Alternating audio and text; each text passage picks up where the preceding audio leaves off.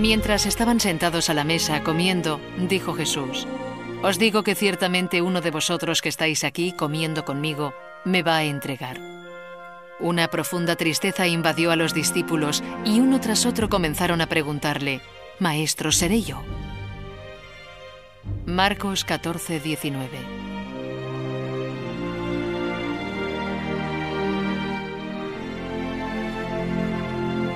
Hace cerca de 2000 años, en la ciudad de Jerusalén, 12 hombres y un profeta se reunieron para celebrar la fiesta judía de la Pascua. El profeta era Jesús de Nazaret. La comida que compartieron se conoce como la Última Cena. Quizá ninguna otra reunión de 13 personas haya tenido un impacto tan poderoso en el curso de la historia de la humanidad.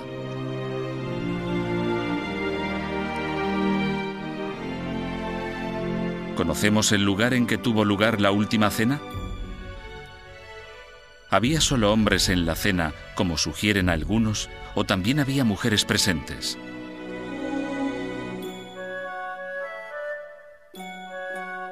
¿Es posible que la imagen más famosa del mundo de la Última Cena, pintada por Leonardo da Vinci, sea tan imprecisa?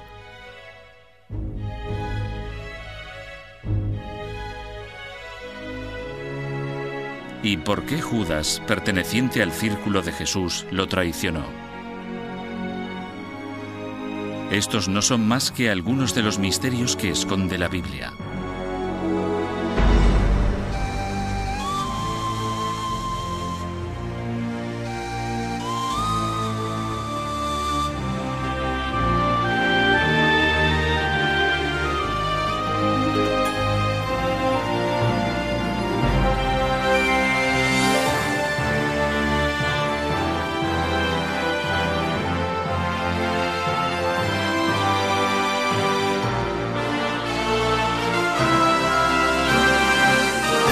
Misterios de la Biblia.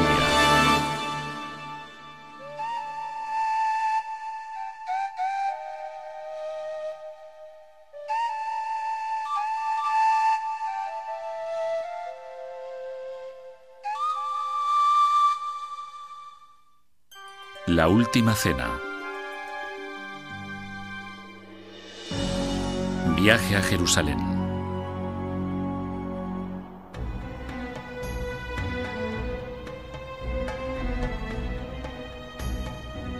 Hace unos 2000 años, en la primavera de un año tumultuoso, judíos de todos los rincones de Israel peregrinaron a la ciudad santa de Jerusalén para celebrar la fiesta llamada Pascua.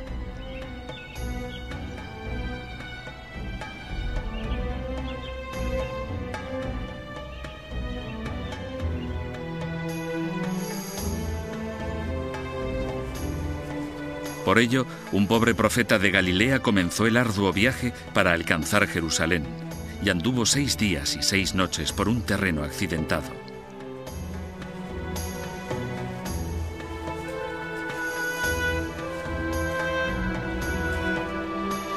Su nombre era Jesús de Nazaret.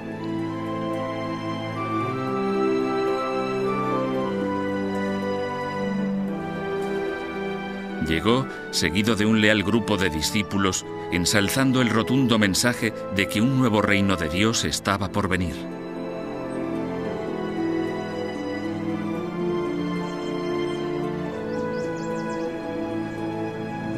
Quizá nunca se entiendan del todo los trascendentales acontecimientos de la última semana de Jesús hasta la Última Cena, ya que no existen relatos de testigos oculares.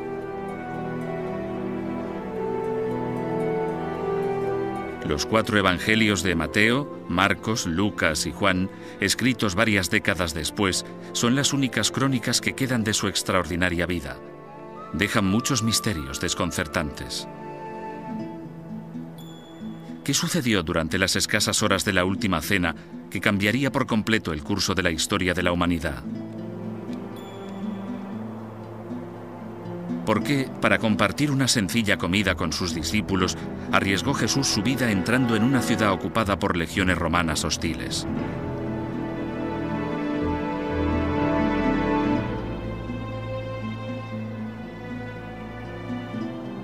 Jerusalén, Jerusalén, que matas a los profetas y apedreas a los que Dios te envía. Mateo 23:37. Para Jesús y para cualquier otro judío que viviera bajo la dura ocupación romana, las calles de esta ciudad santa estaban llenas de peligros.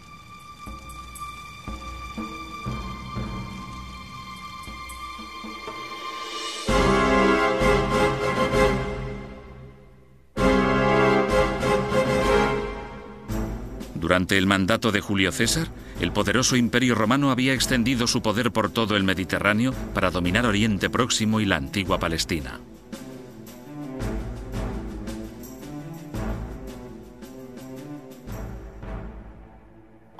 Por las calles, la visión de un soldado romano y sus compañeros era una ofensa para los judíos.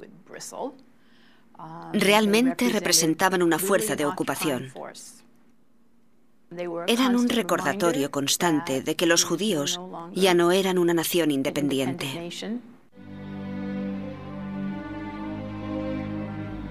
¿Por qué en un ambiente político cargado de tensión permitían los ocupadores romanos que los judíos continuaran adorando a su Dios Todopoderoso y que guardaran una fiesta judía que celebraba la libertad de la opresión?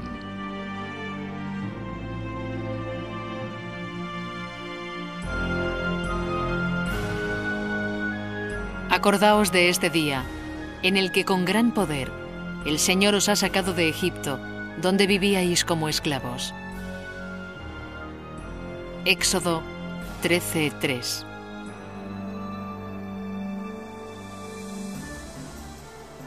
Con estas palabras, ordenaba la Torá al pueblo judío no solo recordar, sino también revivir la experiencia del Éxodo, su dramática huida de la esclavitud en Egipto 1500 años antes.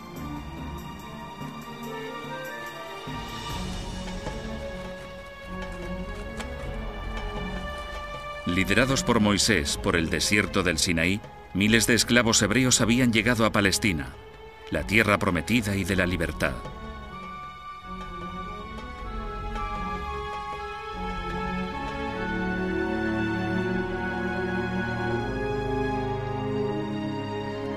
Durante la ocupación romana se había alcanzado un entendimiento con los líderes religiosos judíos que permitía que la gente profesara su fe bajo el ojo vigilante de las fuerzas romanas.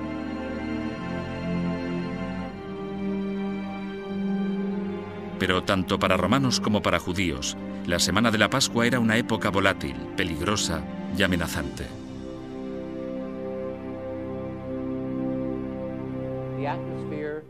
El ambiente con los patios del templo llenos de gente parecía un polvorín. La gente celebraba el final de la esclavitud imperial, aunque en ese momento se encontraran bajo la esclavitud imperial. Mucha gente buscaba una especie de liberación de la ocupación romana. Algunos esperaban que apareciera una gran figura mesiánica. Otros pensaban que Dios intercedería por ellos de manera sobrenatural y enviaría desde arriba un juez celestial para derrocar a sus enemigos.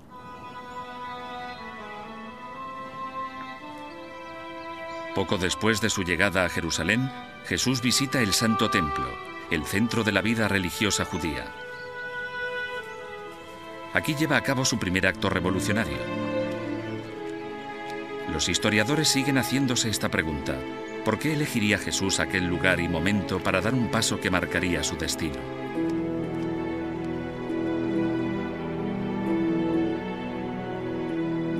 Entró Jesús al templo y comenzó a expulsar a los que allí estaban vendiendo y comprando. Volcó las mesas de los cambistas y comenzó a enseñar a la gente. Dicen las Escrituras: mi casa será casa de oración para todas las naciones. Pero vosotros la habéis convertido en una cueva de ladrones. Marcos 11:15.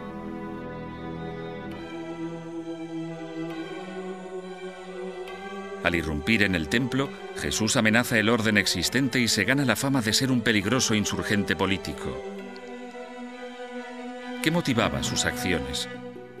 ¿Por qué se enfrentó Jesús deliberadamente a las autoridades más poderosas de la tierra? Lo que hizo Jesús fue destruir simbólicamente el templo. Es como alguien que en los años 60 entra en una oficina de reclutamiento estadounidense y vuelca las cartas de reclutamiento. En realidad, con esto no destruye el Pentágono. Es un acto simbólico, destruirlo ritualmente, por así decirlo. ¿Pudo prever Jesús que con este acto de desafío estaba poniendo en peligro su propia vida?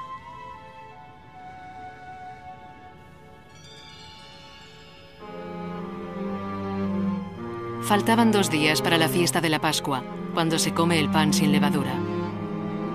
Los sumos sacerdotes y escribas de la ley buscaban la manera de apresar a Jesús por medio de algún engaño y matarlo, pues algunos decían: no durante la fiesta, para que no se alborote la gente. Marcos 14:2.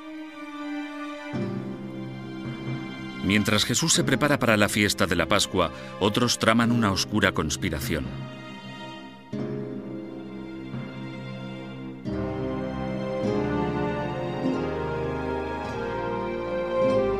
¿Era consciente Jesús de que uno de sus propios discípulos, un hombre en quien confiaba, casi como un miembro de su propia familia, se volvería contra él?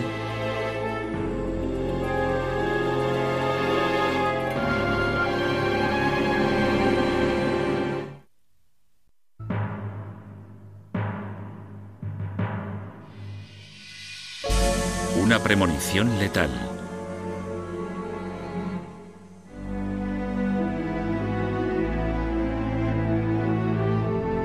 Por las calles de Jerusalén, las familias están atareadas preparándose para las fiestas de la Pascua. Siguiendo la costumbre, los celebrantes seleccionan corderos para el sacrificio que tendrá lugar en las escaleras del templo.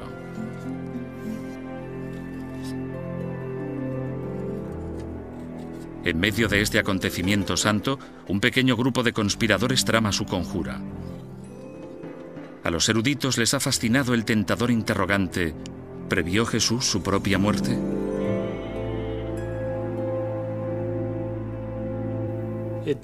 Que se diera cuenta de que estaba en un apuro no tiene por qué ser un indicio de preconocimiento sobrenatural.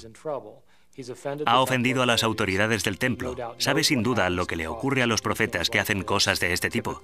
Se les suele arrestar y a menudo ejecutar. Es en ese preciso momento cuando el destino de Jesús queda determinado por un acto que pasará a la historia como la traición más infame de todos los tiempos.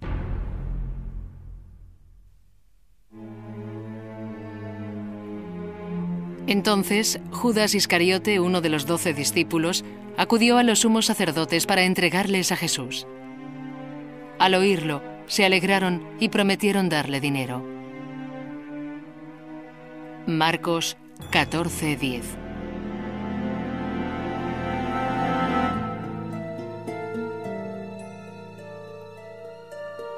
¿Por qué acudió Judas ante las autoridades?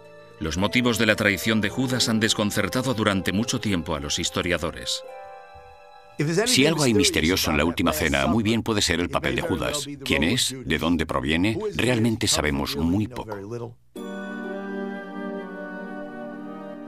Mientras que el Nuevo Testamento indica que Judas entrega a Jesús por 30 monedas de plata, los historiadores se han cuestionado este motivo por lo escaso de la ganancia económica.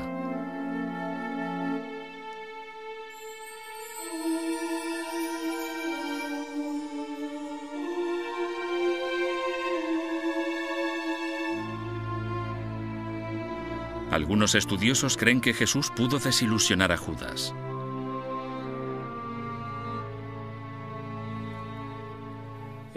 Es posible que Judas pensara que Jesús era el Mesías judío que la tradición esperaba, que tomaría la espada, sublevaría a las tropas y expulsaría a los romanos de la tierra. Al no suceder esto, Judas se enfadó y, debido a la frustración y al rencor, entregó a Jesús a las autoridades. Aunque las autoridades del templo tienen pruebas incriminatorias contra Jesús, sorprendentemente no le detienen. En su lugar, esperan la hora propicia, aguardando la oportunidad adecuada.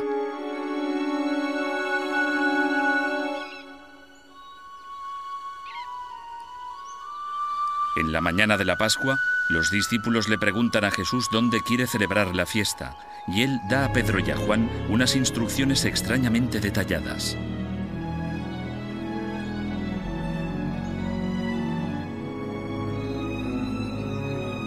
Id a la ciudad.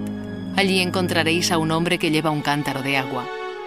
Seguidle, y al amo de la casa en donde entre le decís: pregunta al maestro, ¿cuál es la sala en la que he de comer con mis discípulos la cena de Pascua? Y él os mostrará en el piso alto una habitación grande. Marcos 14:12.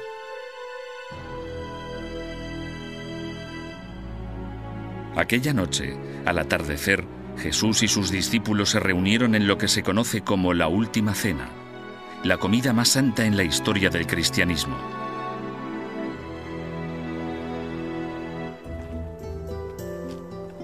Durante unos 2000 años, los historiadores han intentado resolver el misterio de dónde tuvo lugar exactamente aquella cena.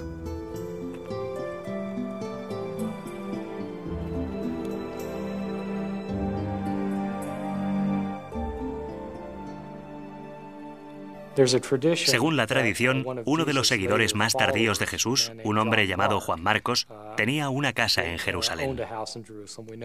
Sabemos por el libro de los Hechos de los Apóstoles que su madre tenía una casa, y es posible que estuvieran comiendo en la casa de la madre de Juan Marcos.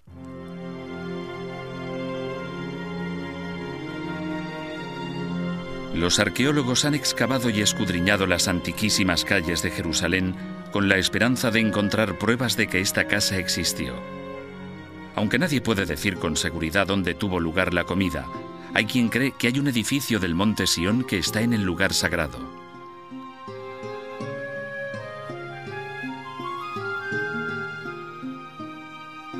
El edificio gótico que se alza en este lugar data del siglo XII, pero antiguamente había otra vivienda en este terreno. ¿Puede que fuera el lugar en el que Jesús y sus seguidores se reunieran para su última comida?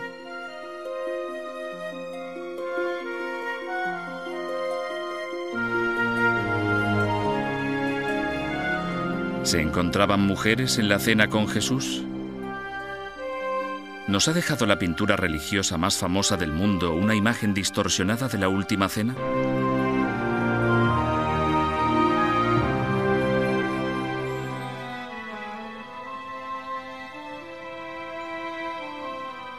En algún lugar de las sinuosas calles de la Jerusalén antigua, Jesús y sus discípulos se reunieron para celebrar la cena más trascendental de la historia. El acontecimiento ha cautivado la imaginación humana durante casi 2000 años. Todavía hoy, los estudiosos siguen intentando reconstruir lo que realmente sucedió en aquella sala.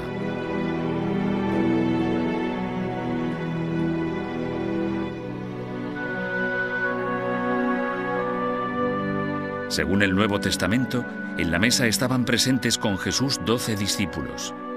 Entre ellos se encontraban Pedro, Santiago, Juan, Andrés y Judas. Para estas personas, compartir la comida había desempeñado durante mucho tiempo una función sorprendentemente importante en su idea de objetivo común. Jesús, a lo largo de su ministerio, comía con sus discípulos y con los demás. Compartía la mesa, lo que era un acontecimiento significativo. En el mundo antiguo, compartir una comida con una persona indicaba un nivel de igualdad, un darse al otro. No era solo cuestión de comer juntos.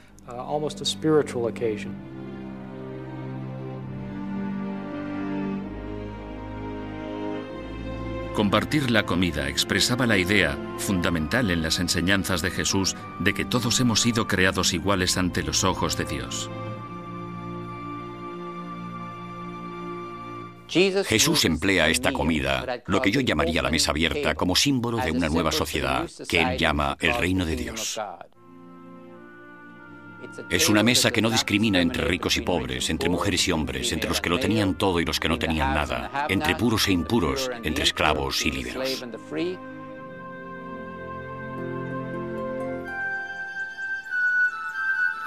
Para los judíos como Jesús y sus acompañantes, esa noche guardaba un profundo significado religioso, ya que se trataba de la comida de Pascua o Seder, que conmemoraba la liberación judía de la esclavitud en Egipto.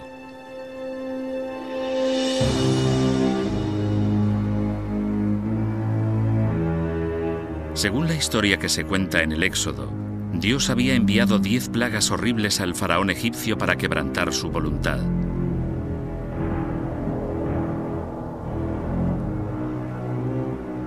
Durante la 10ª y más destructiva de las plagas, la matanza de los primogénitos de Egipto, Dios ordenó a los israelitas que marcaran sus puertas con sangre de cordero.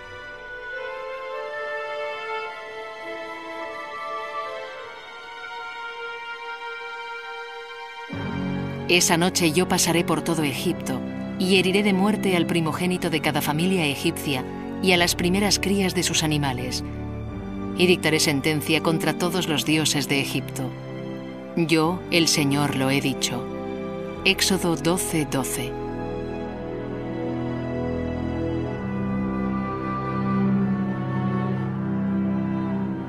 Fue aquella noche cuando las calles se llenaron del eco de los lamentos de las madres egipcias que lloraban a sus primogénitos, cuando el faraón accedió a dejar marchar a los israelitas.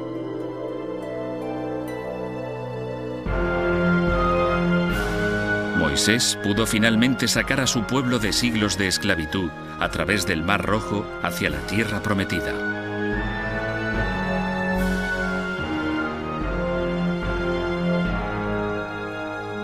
Por medio de este acto de redención, los judíos creían que Dios había restablecido un pacto con el pueblo de Israel.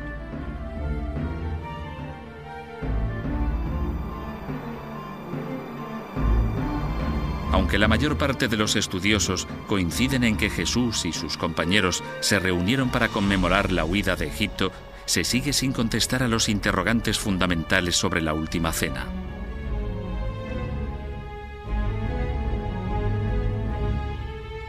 Durante cientos de años, nuestra visión de lo que realmente sucedió ha quedado modelada en gran medida por una sola obra de arte.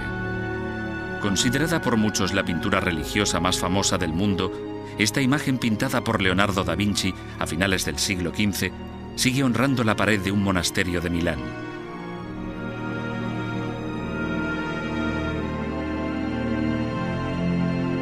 Pero los estudiosos han llegado a cuestionar la precisión histórica de la obra maestra de Da Vinci. ¿Quiénes de entre los compañeros de Jesús asistieron realmente a la cena? ¿Y cómo estaban sentados? La pintura de Leonardo muestra a los discípulos sentados tras una mesa larga. Pero según la tradición judía, los invitados a un seder estaban reclinados en asientos alargados en torno a una mesa en forma de U llamada triclinium. Y en cuanto a los presentes en la cena, Leonardo eligió retratar solo a discípulos varones. En un seder también habrían participado mujeres.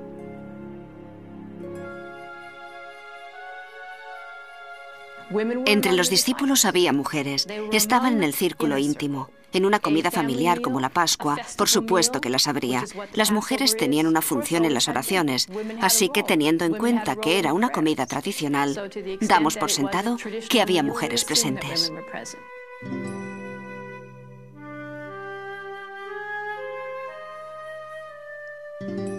¿Es posible que hubiera mujeres sentadas a la mesa con Jesús en la más santa de sus comidas?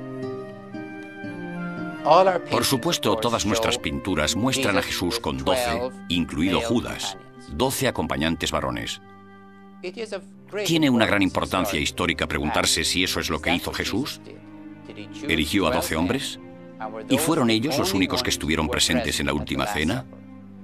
No veo ninguna razón para pensarlo. Los compañeros de Jesús eran hombres y mujeres, fuera cual fuera la reunión final. Incluso se ha cuestionado la suposición de que a la cena asistieran 12 individuos. Algunos estudiosos sugieren que el número 12 se usó simplemente por su significado simbólico.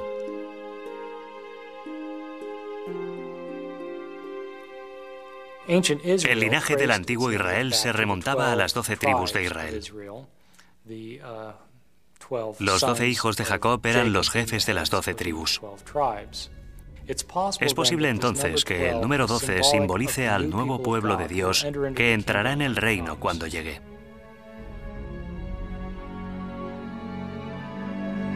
Pero mientras que muchos estudiosos insisten en que la última cena era una comida de Pascua, otros cuestionan esta suposición. La verdad es que no creo que la última cena se celebrara en Pascua. En primer lugar, no se realiza ninguno de los rituales de la Pascua. El Cordero Pascual, el relato de la historia de la Pascua, nada de esto aparece en la descripción de la última cena. De hecho, a Jesús lo habrían prendido y crucificado en una fiesta judía, lo que sería prácticamente imposible de creer.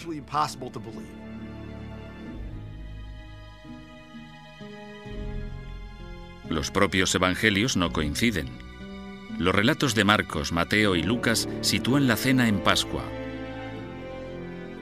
El Evangelio de Juan, sin embargo, lo sitúa en la noche anterior. Si se toma literalmente el relato de Juan, se sacrifica al propio Jesús en Pascua.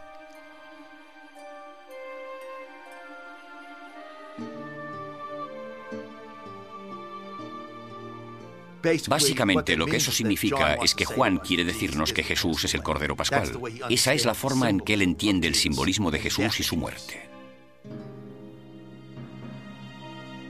Con tantos misterios arremolinados en torno a tan escasas horas, los estudiosos coinciden en un hecho. A Jesús lo traicionó alguien que estaba sentado en su propia mesa. ¿Sabía Jesús a manos de quién moriría?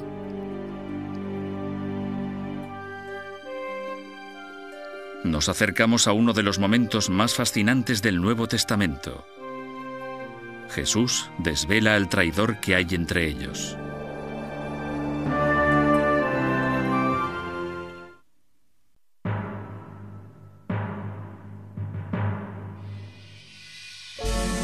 La traición.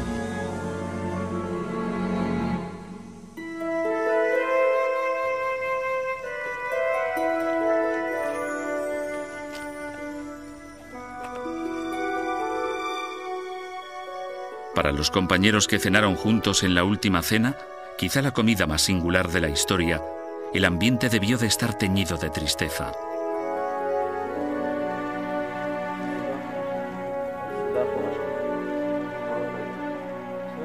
¿Sintieron la dura realidad de la muerte que tan cerca estaba? Los estudiosos se han preguntado durante mucho tiempo cómo decidieron pasar aquellas últimas horas tan valiosas Jesús y sus discípulos.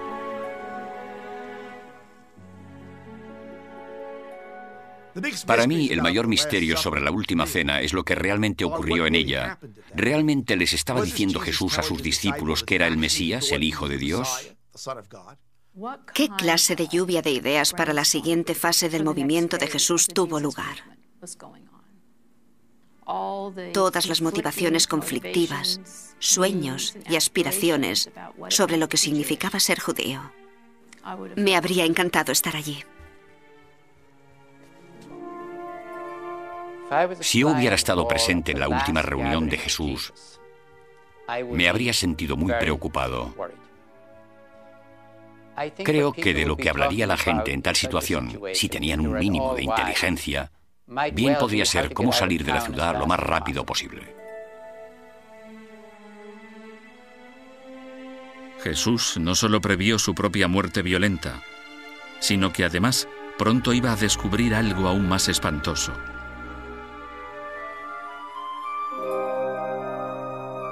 Estando sentados a la mesa, Jesús les contestó: Os digo que ciertamente uno de vosotros que estáis aquí, comiendo conmigo, me va a entregar. Una profunda tristeza invadió a los discípulos y uno tras otro comenzaron a preguntarle: ¿Soy yo? Marcos 14:19. ¿Es posible que aunque sus seguidores hubieran de mirar en su interior, Jesús ya conociera la identidad de quien lo traicionaría?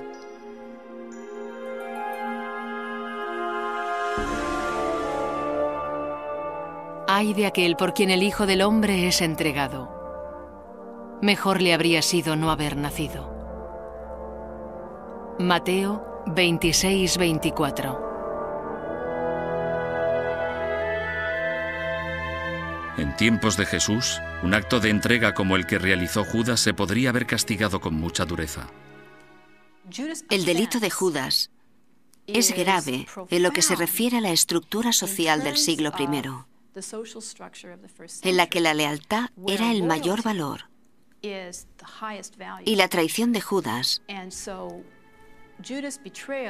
desgarra el mismo tejido social.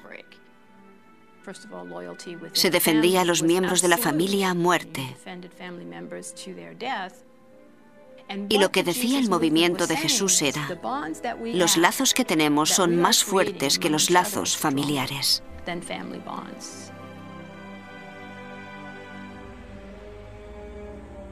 Judas se acercó también a Jesús y le preguntó: ¿acaso seré yo maestro? Tú lo has dicho, le respondió. Mateo 26-25.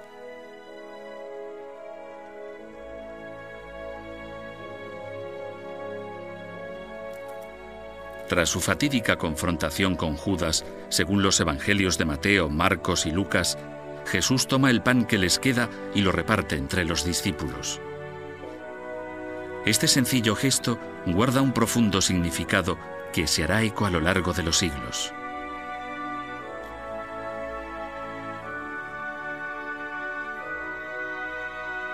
Este es mi cuerpo que será entregado por vosotros. Haced esto en conmemoración mía. Lucas 22:17.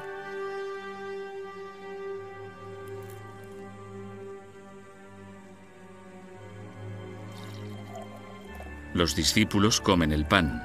Jesús toma un cáliz de vino tinto de Pascua. Según la costumbre, estaba diluido, 2 partes de agua y 1 de vino. De nuevo, da las gracias y pasa el cáliz a sus discípulos.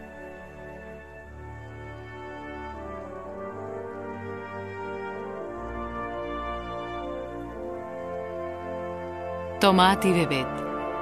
Esta copa es el nuevo pacto confirmado con mi sangre. Lucas 22:20.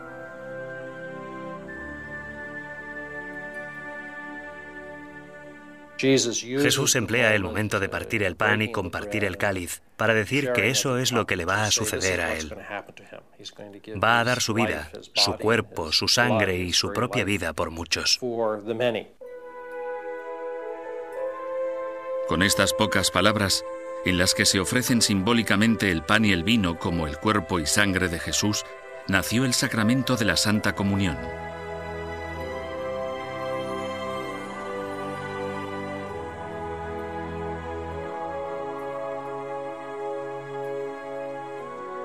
Sin embargo, la historia de la última cena en el Evangelio de Juan no incluye este poderoso ritual. En su lugar, habla de otro, un acto de profundo simbolismo, inexplicablemente omitido en los otros 3 evangelios. Jesús se arrodilla como un esclavo. De hecho, probablemente como una esclava se arrodilla y les lava los pies a los discípulos.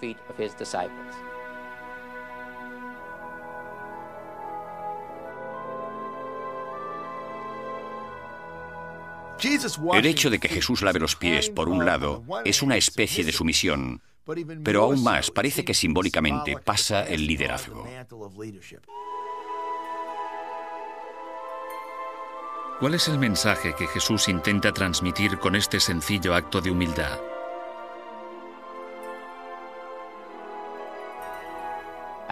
Y lo que dice Jesús: ¿queréis dirigir esta iglesia? Así lo haréis. Sois los siervos del pueblo de Dios. Y esto no es poesía. Significa arrodillarse y lavarle los pies a la gente.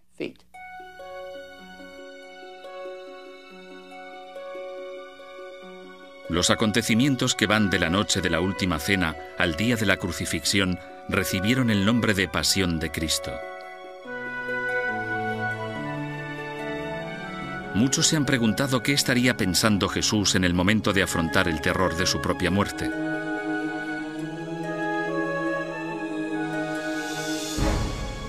Un beso fatídico cambiaría el curso de la historia de la humanidad.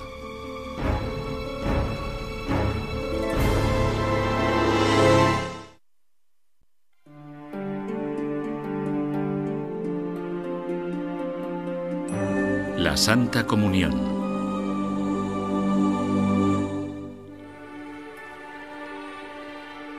Cuando Jesús sale aquella noche primaveral, es consciente de que su muerte está próxima.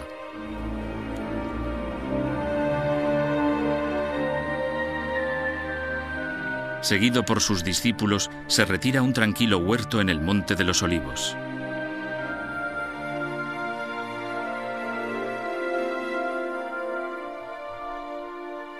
Luego fue Jesús con sus discípulos a un lugar llamado Getsemaní y les dijo: «Sentaos aquí, mientras yo voy más allá a orar». Mateo 26:36.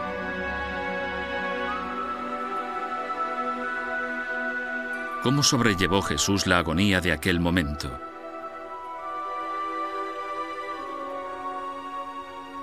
Separándose de sus discípulos, se arrodilla y hace frente a su temor.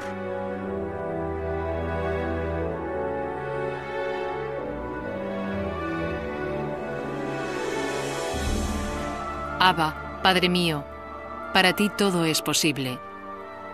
Líbrame de esta copa amarga, pero no se haga lo que yo quiero, sino lo que quieres tú. Marcos 14:36. Este retrato de Jesús es bastante llamativo por su autenticidad psicológica.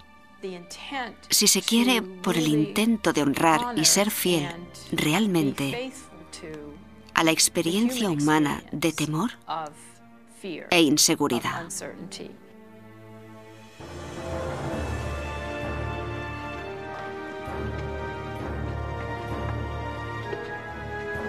El sonido metálico de las armas romanas hace añicos la quietud de la noche. Jesús alza la vista y ve aproximarse a Judas y tras él a una multitud que lleva espadas y garrotes.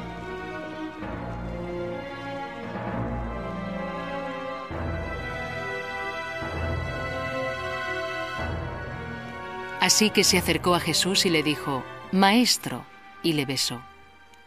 Entonces echaron mano a Jesús y lo apresaron. Marcos 14:45.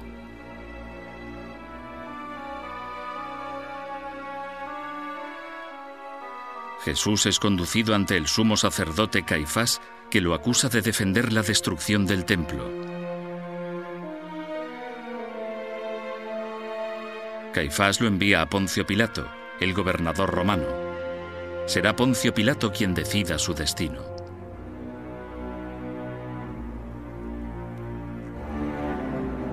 Le preguntó: ¿Eres tú el rey de los judíos? Y él respondió: Tú lo has dicho. Mateo 27:11. Uno de los misterios que rodea a los últimos días de Jesús es que nunca proclama públicamente ser el rey de los judíos. Y aún así es arrestado, procesado y ejecutado por denominarse rey de los judíos.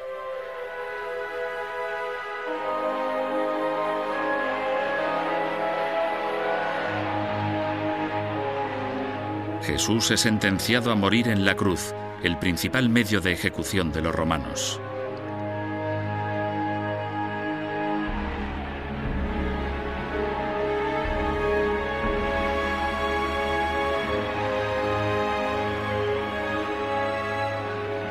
La muerte en la cruz era lenta y tortuosa.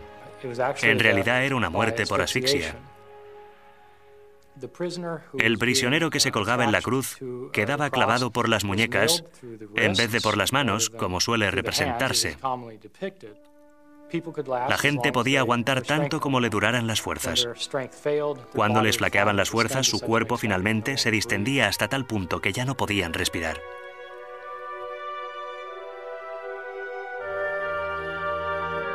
Al desvelar los trágicos acontecimientos, los historiadores se han preguntado qué sucedió a las personas que compartieron la última cena con Jesús.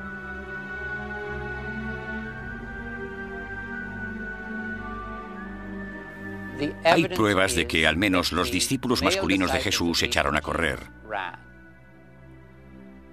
No me burlo de ellos por hacerlo. Creo que probablemente yo habría hecho lo mismo. Pero es de vital importancia distinguir entre perder la calma y perder la fe.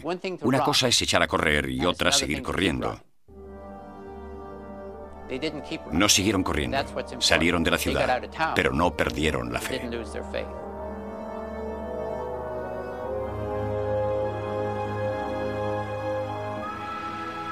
¿Y qué ocurrió con el 12º discípulo de Jesús? Según los relatos evangélicos, Judas muere por su propia mano.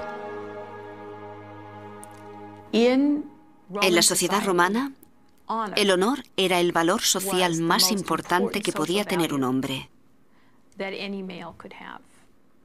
Y para los que tomaban parte en el poder político y en la autoridad política, la pérdida de honor era una catástrofe. Y la única forma en que se podía redimir el honor era mediante el suicidio. Tras la muerte de Jesús, el ritual de la última cena de compartir el pan y el vino lo continuarían sus seguidores en forma de sacramento sagrado. Sabemos que en los inicios del cristianismo, los cristianos se reunían semanalmente para celebrar la muerte y resurrección de Jesús, y que lo hacían mediante una comida comunitaria en la que tomaban una especie de cena de sobras llevadas por todos. El significado primitivo de la última cena o de la comida eucarística era dar gracias. El propio nombre de la Eucaristía, Eucaristía, es la palabra griega que significa gracias. Y el pan que se bendecía se llamaba pan agradecido.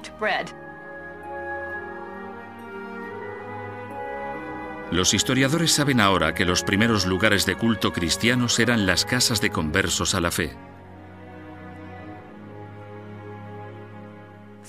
Durante los 3 primeros siglos, las iglesias cristianas se reunían en iglesias situadas en casas, lo que significaba que estaban en el ámbito doméstico. Estaban en el ámbito que la sociedad romana asignaba a las mujeres y a la autoridad de la mujer.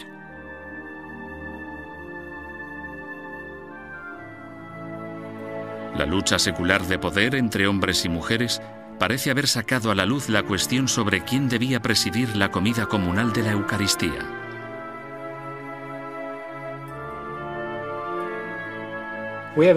Tenemos indicios de que había hombres a los que molestaba bastante que las mujeres hicieran de sacerdotes en las iglesias en la época en que se escribieron los evangelios. Y sin duda hubo en marcha un movimiento para acallar a las mujeres en las iglesias a finales del siglo I. A finales del siglo III, se saca el culto del ámbito doméstico y se lleva a salas públicas de recepciones llamadas basílicas. Bajo el liderazgo de sacerdotes masculinos, desaparece la comida y los elementos del pan y el vino se convierten en el ritual central. A mediados del siglo III, la autoridad empieza a vincularse a la persona que preside esa comida eucarística. Y entonces, eso se convierte en una forma de separar al líder del resto de la gente.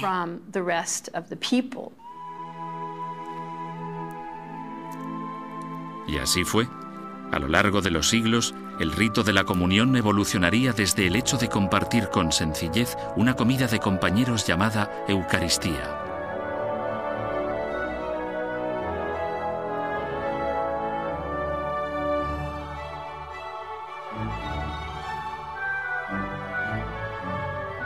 Pero por encima de todo, el mayor impacto que la última cena ha tenido en la vida de millones de personas ha sido la comprensión del nuevo pacto con Dios que proponía Jesús. La última cena lleva toda la vida de Jesús, con todo su énfasis, a la mesa abierta, a comer juntos, y comprende la vida y muerte de Jesús juntas en una comida. En el cristianismo, el derecho fundamental se basa en el alimento distribuido a todos por igual.